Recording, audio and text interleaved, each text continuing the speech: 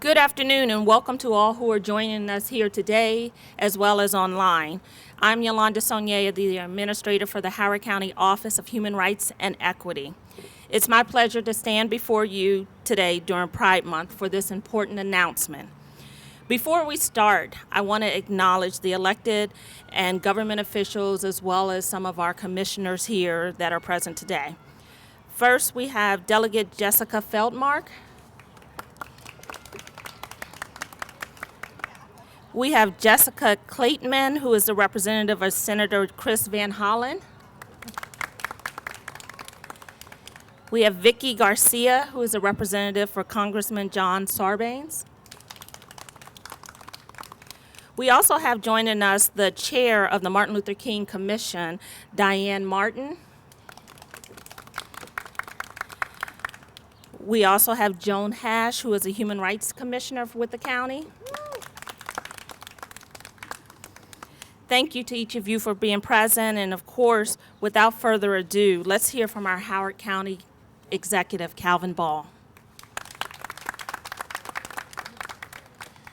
Thank you so much, Yolanda. Good morning and happy Pride, everybody. It's so wonderful to be here today, surrounded by friends and familiar faces. We've been through a lot over the past few years. The pandemic has exacerbated a lot of the challenges already present in our community. And we were in an environment where many of our national leaders were fueling the campaigns to make our LGBTQ plus residents feel like second-class citizens. Despite these tremendous obstacles, however, that at times seemed insurmountable, we've made progress over the last few years to establish thoughtful, inclusive, and affirming policies to allow our residents and visitors to proudly be themselves and demonstrate that Howard County is a community where everyone is welcome.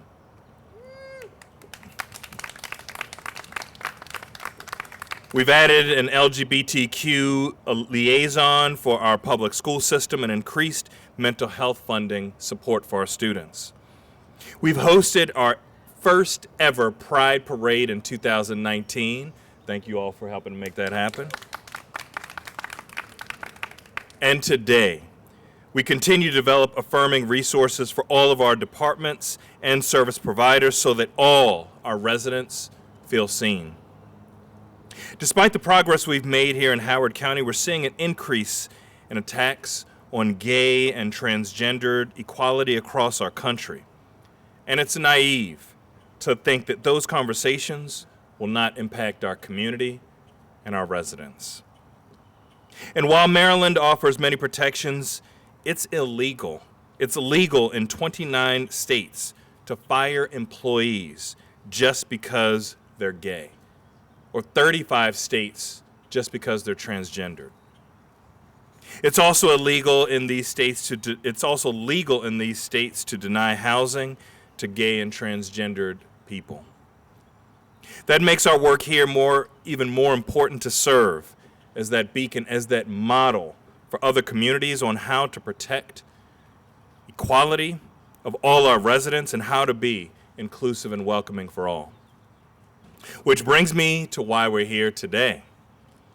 We are filing legislation to permanently establish our Howard County LGBTQ work group as a formal LGBTQIA plus commission.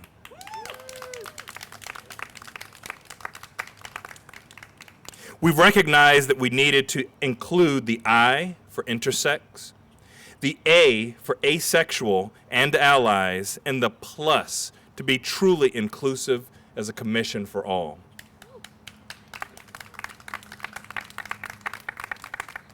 This commission will help move Howard County forward and will identify best practices to affirm members of our gay and transgendered community, recommend initiatives to support our entire LGBTQIA plus community, including families and children, and advise us on policy and programs that impact our gay and transgendered community on how to improve outcomes for underserved and at-risk members of the LGBTQIA plus population.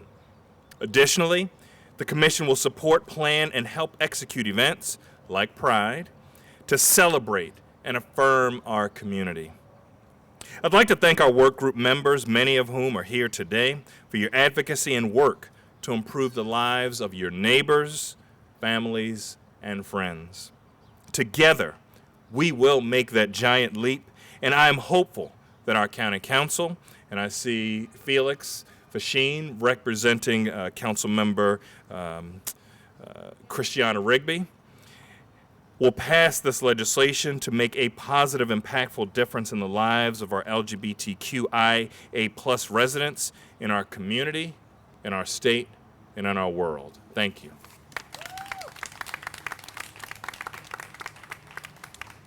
Thank you, County Executive Ball, for that announcement and for introducing this monumental legislation.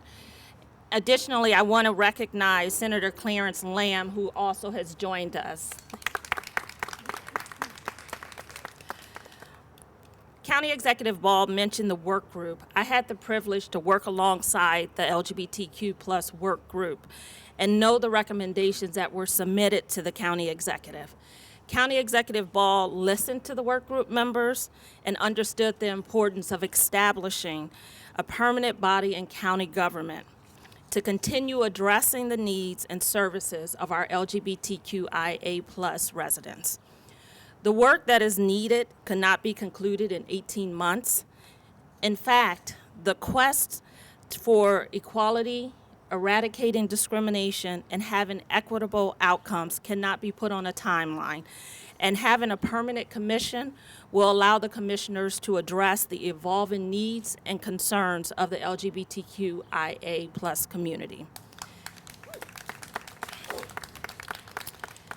We have a great lineup of speakers this morning, and so I want to move forward in introducing them. In every walk of life, I think all of you would agree that representation matters, including in our elected officials. I'd like to introduce the Honorable Byron McFarland, Howard County's Register of Wills. Mr. McFarland was the first elected Register of Wills in 2010, and he's been an advocate of inclusion in our community. When Mr. McFarland was elected, he is our first gay elected official in Howard County, making history. Mr. McFarland, I turn the microphone to you.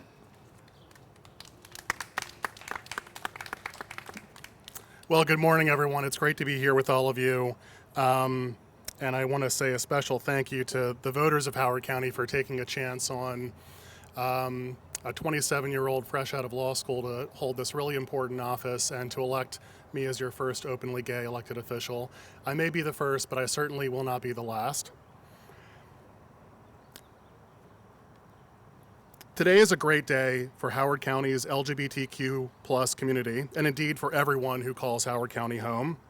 We're here to celebrate the introduction of legislation that will give our community a permanent seat at the table and connect us in a lasting way with those who control the levers of government in our county, whose decisions have a direct impact on our lives. You know, Howard County and Maryland have always led the way on LGBTQ+ equality. From Howard County's anti-discrimination law passed many decades ago, to hate crimes legislation and anti-discrimination laws at the state level, to Maryland becoming one of the first states to pass marriage equality, not by judicial fiat, but by popular vote. And I'm proud that Howard County had the second highest vote total in the state in favor of marriage equality. Our community and our allies have achieved so much, but we know our hard-fought rights are under siege as we speak. But every day our community evolves and grows, we discover new ways to understand ourselves and embrace living lives of honesty, authenticity, and happiness. This is all our community has ever wanted, a chance to seek a life of fulfillment and love without anyone putting barriers in our way. But as the Rainbow Coalition of queer people grows, as we gain allies among our families, friends, neighbors, and coworkers, there are forces at work using more extreme tactics and rhetoric to hold us back. But this is not Texas, this is not Carroll County, this is Howard County. Today we are saying loud and clear that queer voices will be heard, we will have our say in our government, and we will have a seat at the table. We are sending a message especially to young people who need now more than ever to hear from people in positions of leadership that they matter, that we see them, and that we will do everything we can to give them a safe, healthy, and nurturing environment to grow and achieve their potential. You know, I grew up in Howard County, and I'm very proud of that, but I remember seeing bullying in schools when I was 11 years old. I saw it again when I was 14 years old at Glenelg High School. I saw my classmates join in the bullying. I saw educators join in the bullying, laughing at the jokes, taking the most pathetic efforts to break up actual physical violence against the one openly gay kid in my school. At the time, I knew I was different. I couldn't put a label on it, but I knew that there was something different about me. But I saw what was happening to kids who were out, and that set my coming out back a long time. Like I said, I was 14 when I saw this. I didn't come out until I started law school. And my story is not unique. There are kids who could repeat that same story now. Maybe it's even worse. There are adults who grew up here who could say the same thing about their experience. And it's important that we take this important step today. I've always been proud to be a lifelong Howard Countyan, but I'm especially proud today. I want to thank our county executive for making this timely commitment, both as we celebrate Pride Month and as we see rising hateful rhetoric in our county and our country. And I am going to call on all 5 members of our county council to pass this legislation unanimously in a bipartisan way to make it absolutely clear that here in this special place, every life has value and meaning, and yes, love trumps hate. Thank you so much.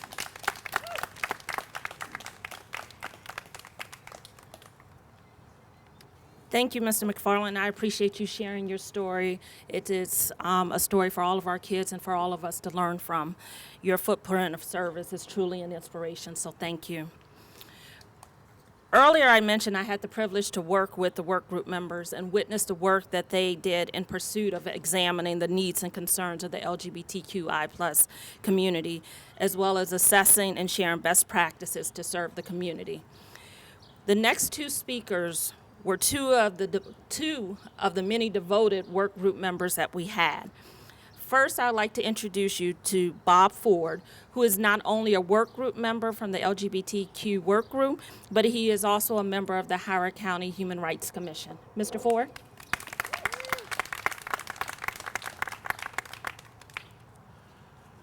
Good morning. My name is Bob Ford, and my pronouns are he, him, and his. I am a commissioner on the Howard County Human Rights Commission, a member of COVE, the Coalition Opposing Violence and Extremism, and a member of the County Executive's LGBTQ work group. We have recently witnessed a disturbing and alarming uptick in anti-LGBTQ legislation and incidents around the country. From a failed attempt to disrupt a Pride celebration in Idaho, to storming into a drag queen storytelling session in California, to over 200 bills in state legislatures aimed at stripping the rights of LGBTQ people, especially trans kids. These are wake-up calls. Moreover, at one political party's convention in Texas this past weekend, language was added to their platform that homosexuality is an abnormal lifestyle choice, and that party opposes all efforts to validate transgender identity. In neighboring Carroll County, pride flags in schools have been made illegal. Pride flags are being burned in other parts of the state, especially in Baltimore. To be clear, Howard County is not immune to anti-LGBTQ hate.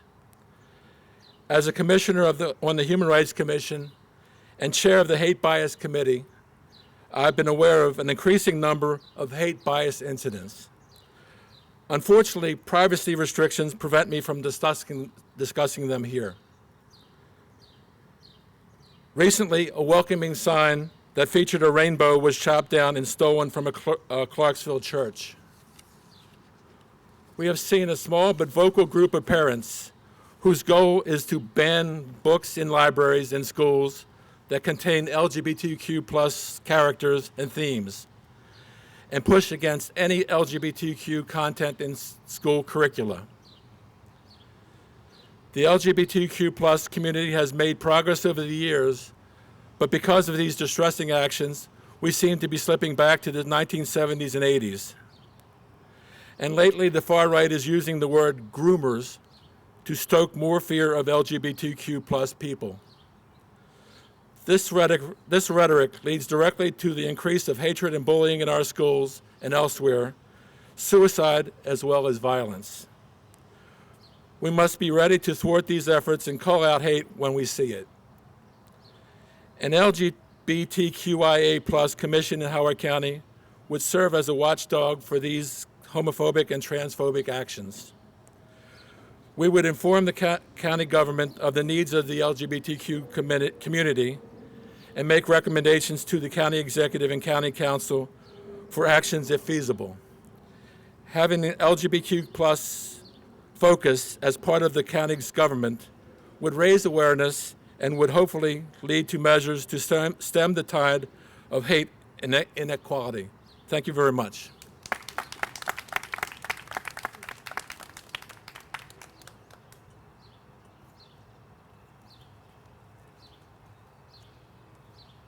Thank you, Mr. Ford. Our next speaker is Jamel Howard. He was also a committed work group member during the 18 months that the work group served. He also serves as the chapter president of PFLAG Columbia, Maryland chapter. Mr. Howard.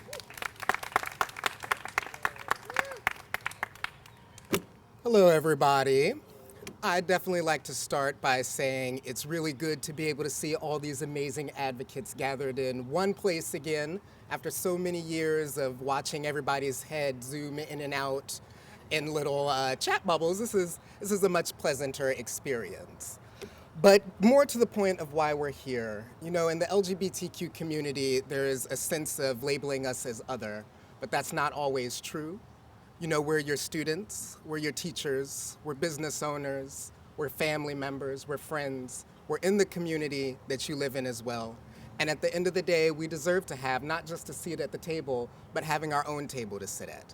And community, like Howard County, being able to provide the resources and support for people in the LGBTQ community to build that table, to have this commission, and be able to share what our actual concerns are with the community rather than having the community decide what they want to deal with regarding us. It's a very different feeling, and it's a very positive feeling to know that we have the support not just of our executive leadership and the other agencies here, but also of our community members. It goes a long way in making sure people feel welcome and loved and at home here. You know, I also grew up in Howard County, just like Byron, and it is amazing to be able to see that we have elected officials that are a part of this community. And I wish more places were able to have that type of representation available, but unfortunately it's not that case everywhere. You know, Howard County is imperfect. We have 184 years of history, and this is the first year that we're having this commission, but at the end of the day, progress is a never-ending march. So as we keep marching towards real equity and equality in our community, I would encourage people to evaluate yourselves and see how can you be a better ally, not just to the LGBT community, but to all the communities that make Howard County the best place to live, not just in the state of Maryland, but in my opinion, across the globe. And not for the first time in my life, I can say my name is Jamel Howard, and I am proud to share the name of the county that I call home. Thank you. Thank you, Mr. Howard. Your continued advocacy towards improving the lives of the members of the LGBTQI community is much appreciated. We need you. And now I'd like to introduce you to a community advocate, Becky Wise-Viverett. If you can come on up to the microphone.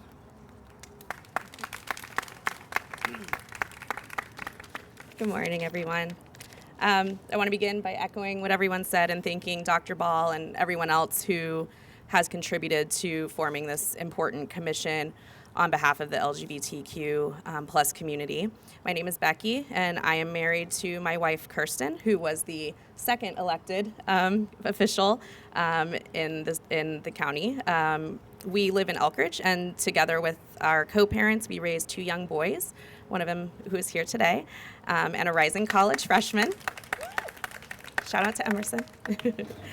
And I'm honored to serve on this commission alongside several other community members and friends who have bravely advocated for the community long before I ever came out, and we were joking earlier, maybe long before even I was born, and often in the face of significant hate and discrimination.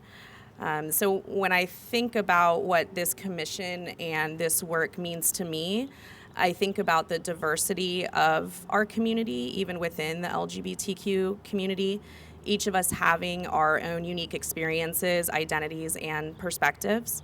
And what I hope to bring to the work of this commission is my perspective as a woman who is married to another woman and is also parenting children in a blended family in a very challenging time, as some of the other speakers already pointed out.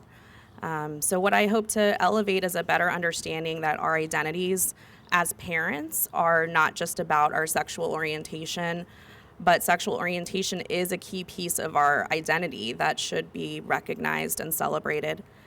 It is about teaching our children that love is love, that everyone deserves to give and receive love, and that they deserve to hear and read stories about families that look just like theirs, that our families should never feel ashamed for being proud of who we are.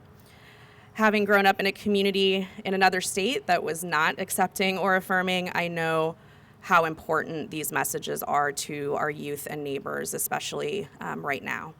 So I hope this commission can bring folks together from all walks of life with different perspectives and encourage meaningful dialogue and further progress. So thanks again to everyone who's worked so hard to make this possible, and I look forward to serving with you.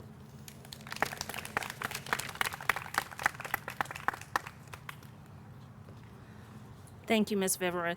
Just as we close out, I just want to mention, and each of our speakers mentioned, that Howard County prides itself on embracing people from all walks of life, treating them with dignity, respect, fairness, and humanity. We still have work to do, and the purpose of this commission is to continue that work.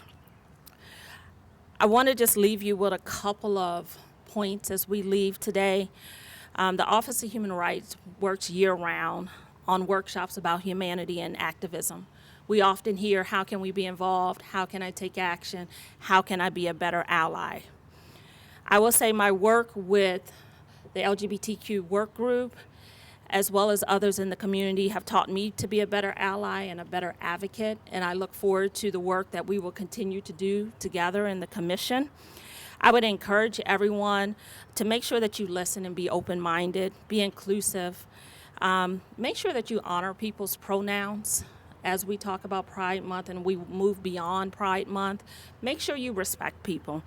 And then believe and embody a spirit that all people should be treated equally with dignity and respect.